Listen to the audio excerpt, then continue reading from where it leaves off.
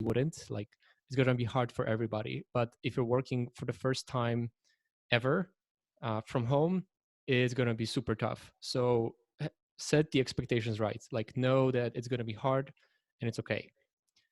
And second of all, you got to set the expectations to your family.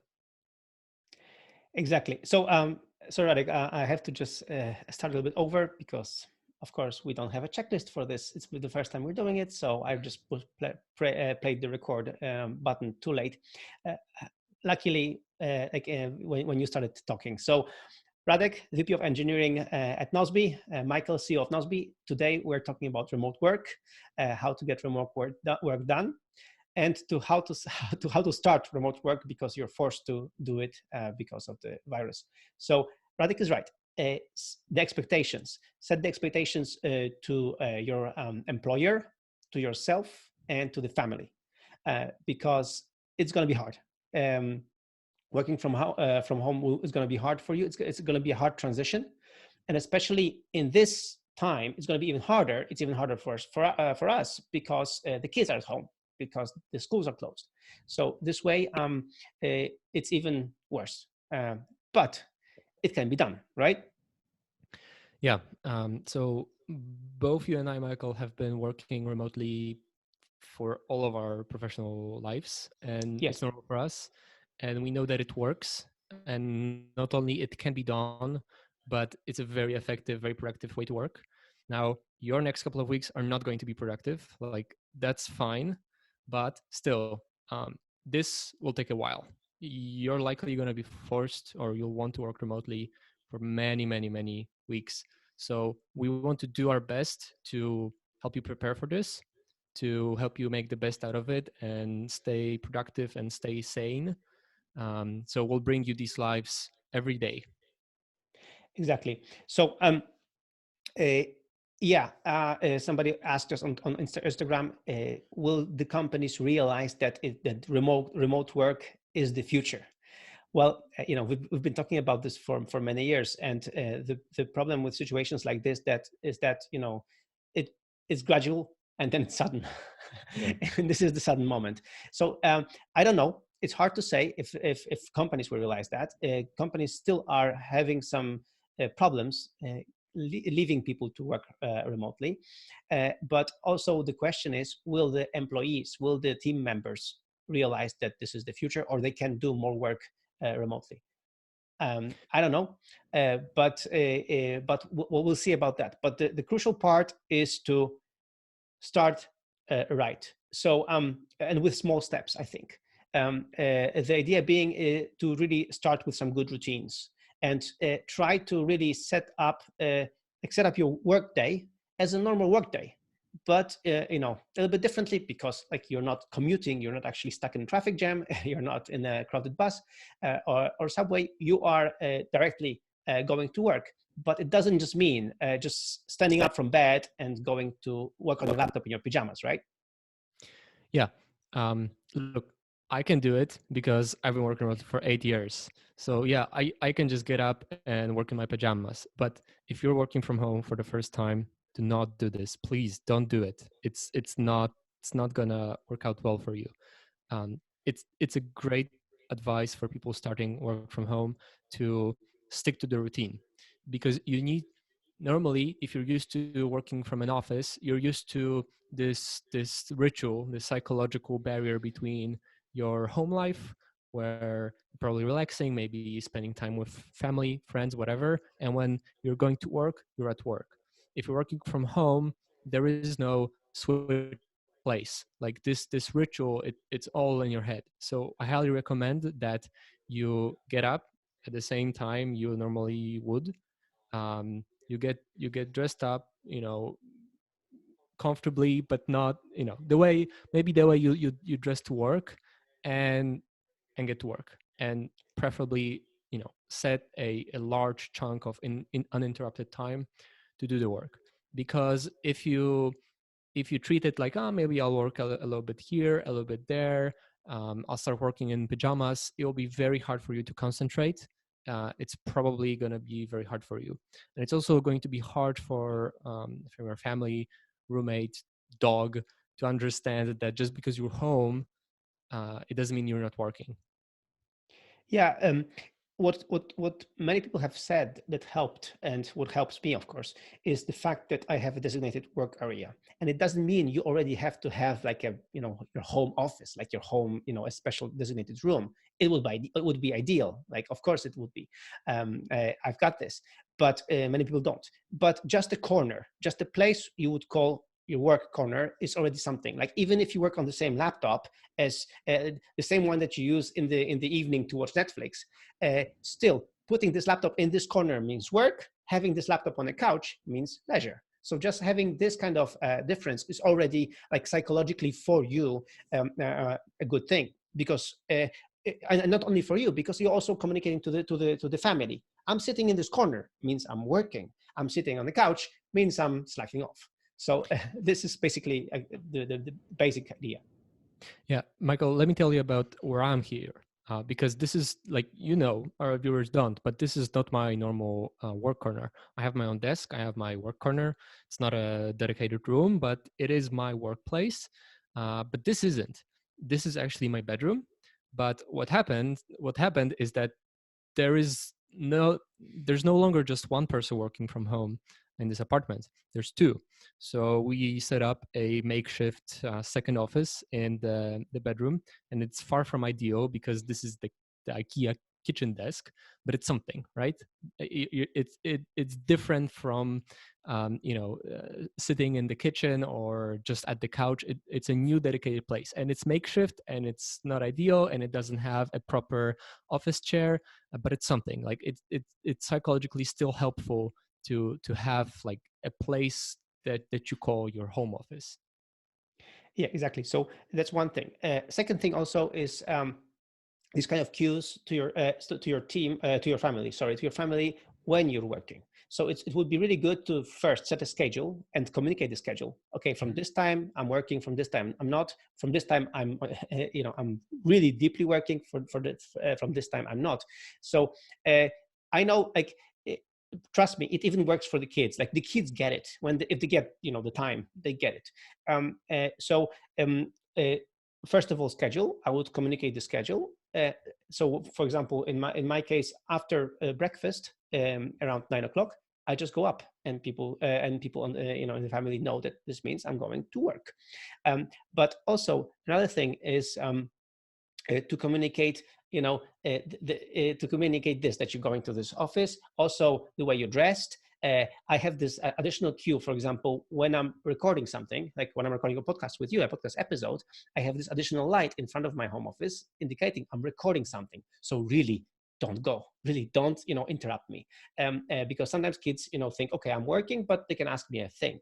But they know that when this light is on, they mustn't come in because I'm recording something. So all these, kind of different visual cues and schedule show your like people who are sharing the place with you, uh, what's going on in your life. This way you don't have to explain it to them every time and every time and every time. Okay, in the beginning you have to, but then once they get it, they get it.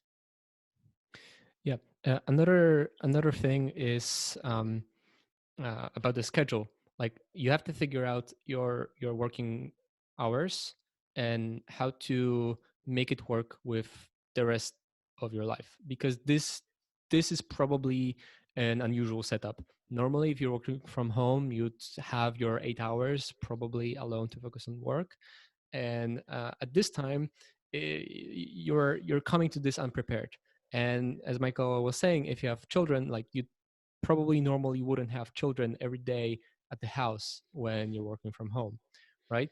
So you you might have an urge to be working on all the house chores that you'd likely be doing if you're at home, right? Like, for many people, you're either at work doing work, or you're at the house, taking care of the kids, doing the chores and chilling, and then maybe you'd go out. But now at home you have everything, right? So um, the the urge to, oh, maybe I'll take care of cooking dinner now, or doing the laundry or whatever.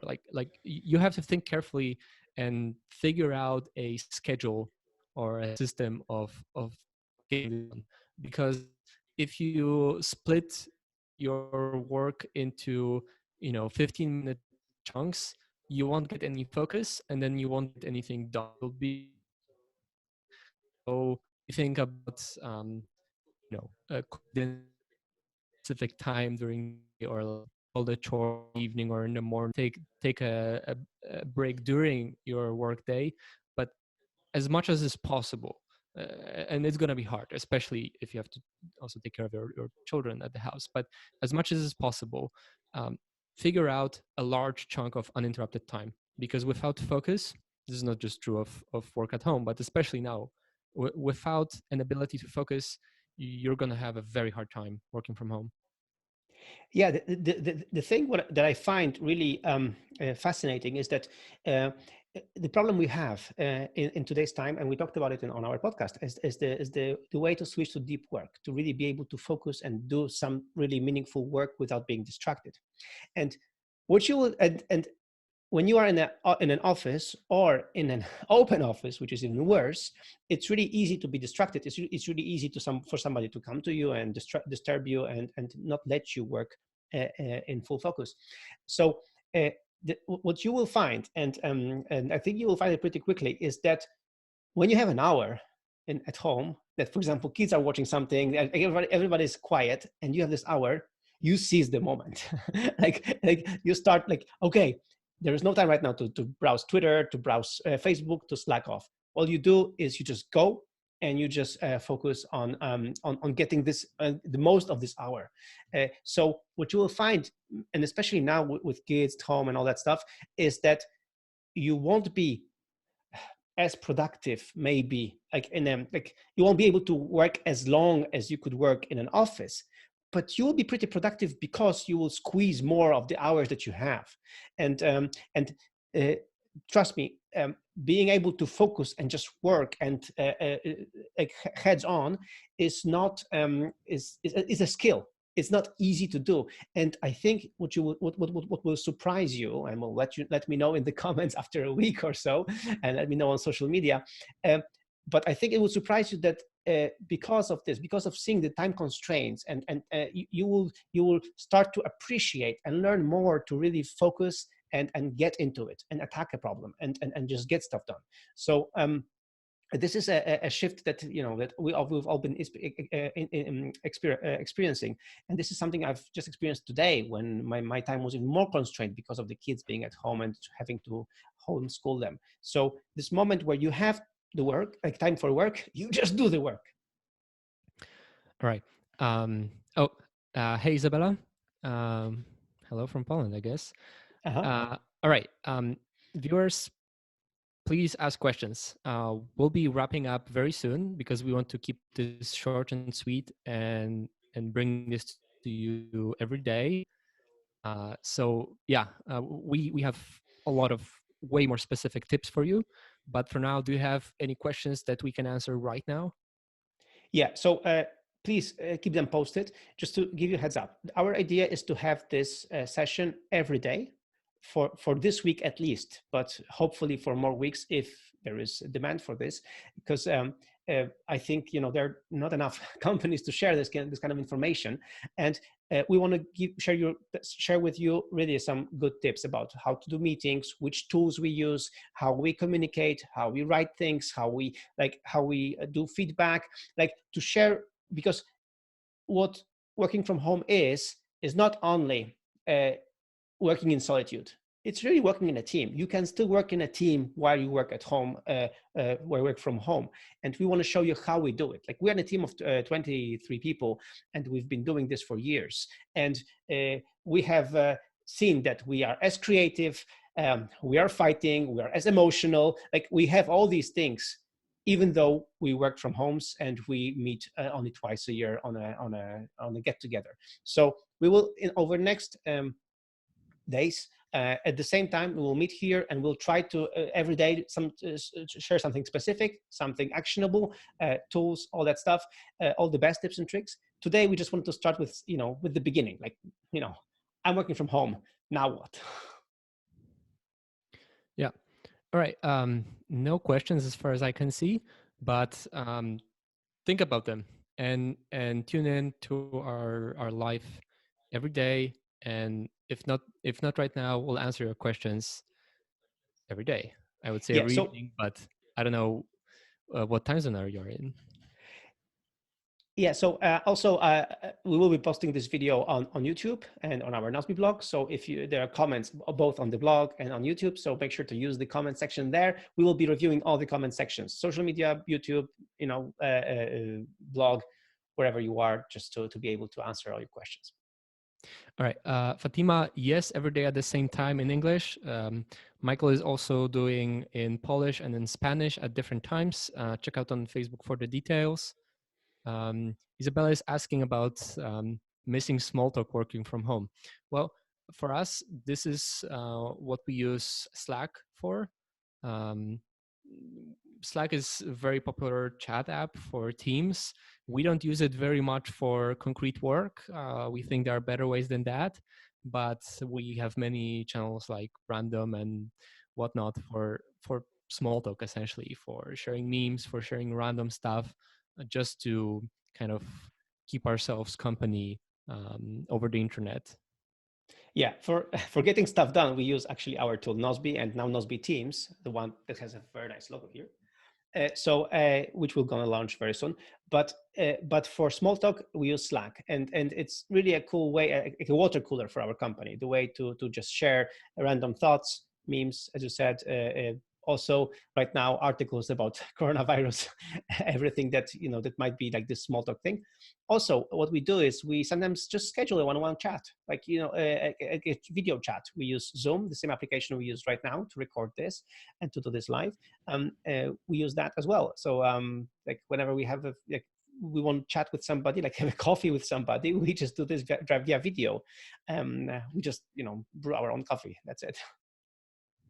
All right, I just noticed a question that was asked much earlier. Mm-hmm. I'm not sure if the person is still with us. No. Okay, then I guess ask it tomorrow. But there's another one from Jen May Porter.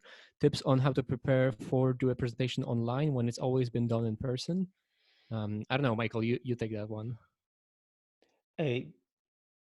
Look, I think the best way to answer that would be to tune in later this week when we talk about meetings and how we do meetings, because the way we do meetings as a remote company is a very specific way. I think is a way that everybody can benefit from this, not even a remote companies. But I think we should dedicate one day to just talk about meetings, Radek, and then we talk, like, we can go through our actually design fight meeting, how we prepare for it, how we schedule it, and all that stuff. And this way, I think this will answer better how to do the presentation this way, because I think this way is our way of doing presentations and meetings, and how we discuss things, right?